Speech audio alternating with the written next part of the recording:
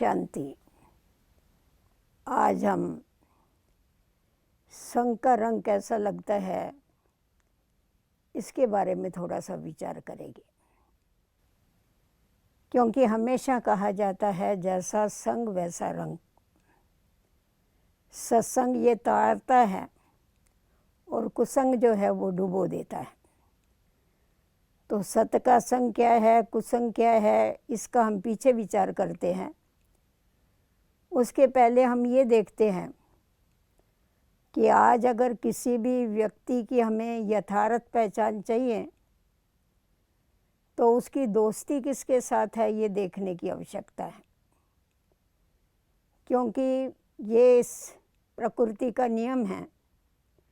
जिसके जैसे संस्कार होते हैं वो दूसरे सामने वाले के भी अगर उस जैसे ही संस्कार हो गए तो संस्कारों को एक जैसे संस्कारों का आपस में आकर्षण होता है, और एक जैसे संस्कारों का आकर्षण होने के कारण उनकी दोस्ती हो जाती है, मित्रता हो जाती है।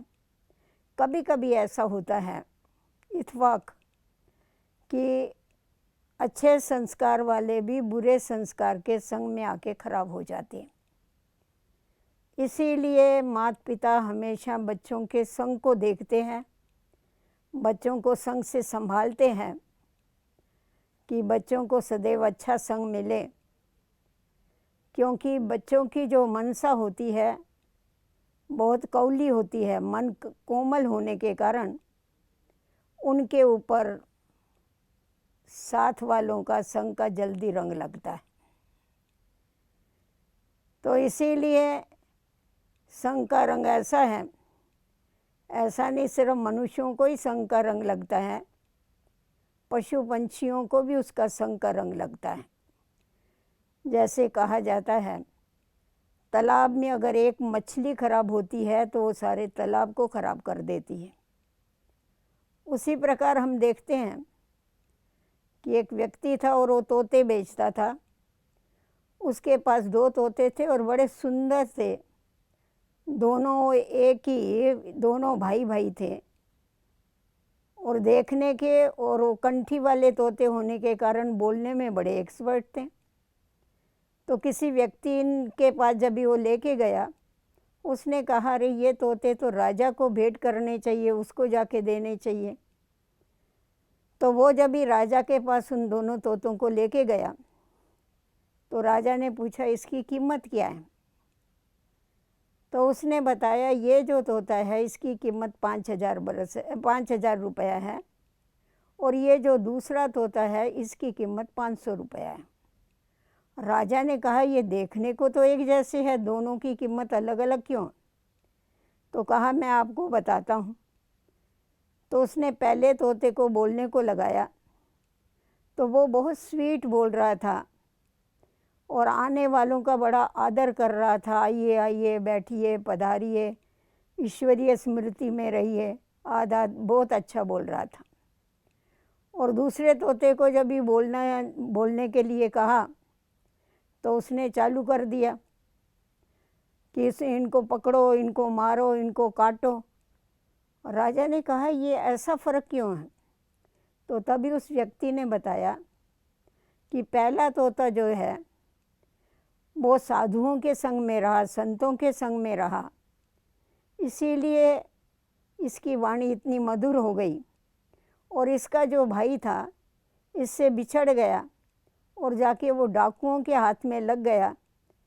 तो सारा समय वो जो सुनता था उनकी बातें, उनका जो खराब संग था उसका इसके ऊपर असर हो गया।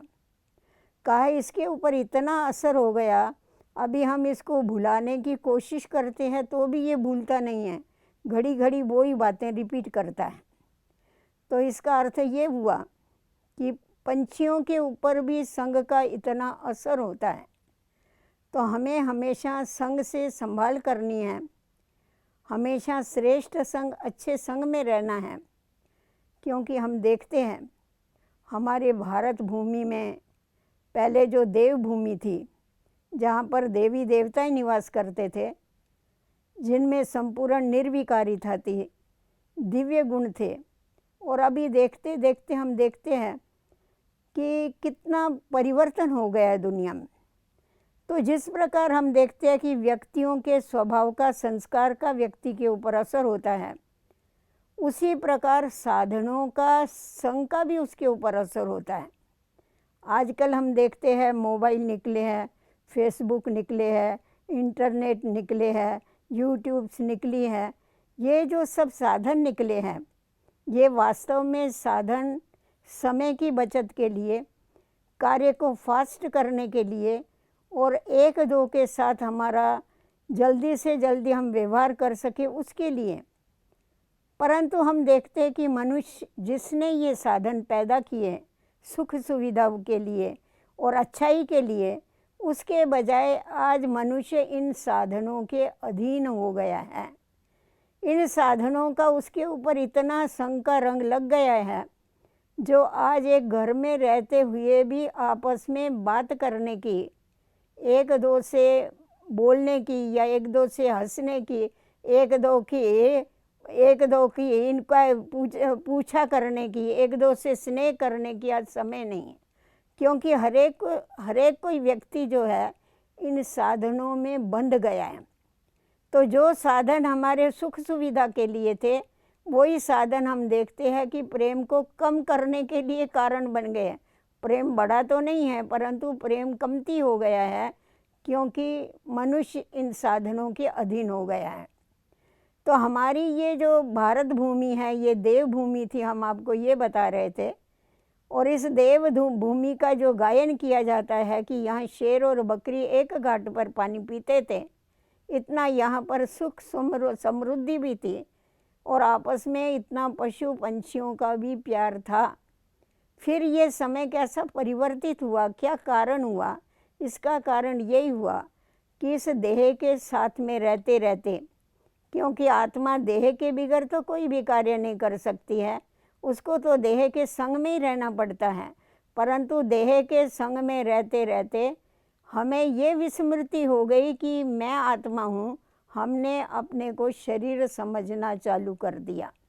तो जब हमने अपने को शरीर समझा, देह के अभिमान में आ गए और देह अभिमान के कारण आत्मा में 5 विकारों की प्रवेशता हो गई, उसमें विकृतियाँ आने लगी।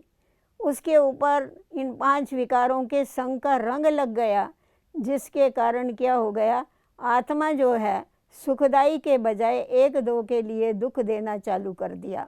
उसके संस्कार जो है सतो प्रधानता से गिरते गिरते तमो प्रधानता की तरफ बढ़ने लगे। तो संग का इतना असर हुआ, जो आत्माएं ये माया का संग कहो या 5 विकारों का संग कहो, इन 5 विकारों के संग ने उसको वो गिराने के लिए निमित्त बन गए। चरित्र नाम की चीज़ ही नहीं रही। क्यों नहीं रही?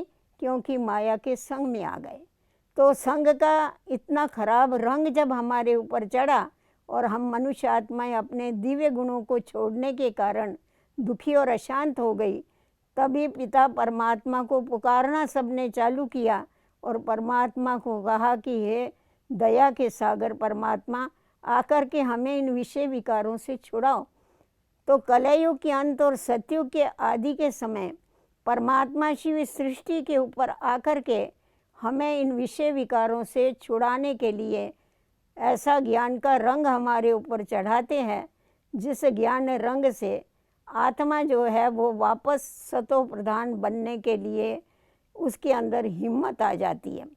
परमात्मा ने आकर के हम बच्चों को स्मृति दिलाई कि तुम ही आदि सनातन देवी देवता धर्म वाली आत्माएं हो, तुम अपने को भूल गई हो।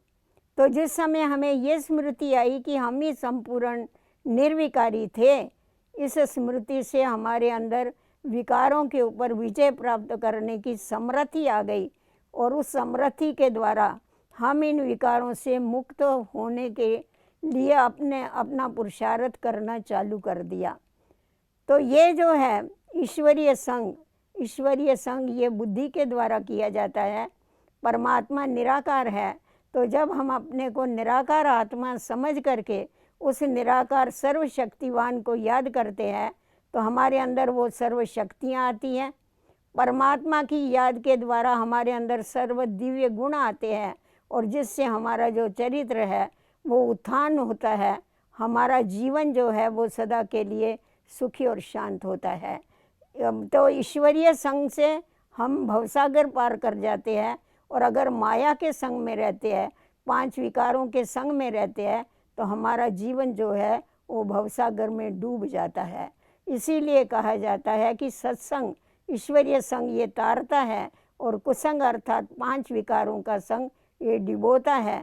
इसीलिए हमें हमेशा अपने संग की संभाल करनी है, और बुद्धि के द्वारा निरंतर ईश्वर को याद करके अपने जीवन को सुखी और शांत बनाना है। ओम शांति।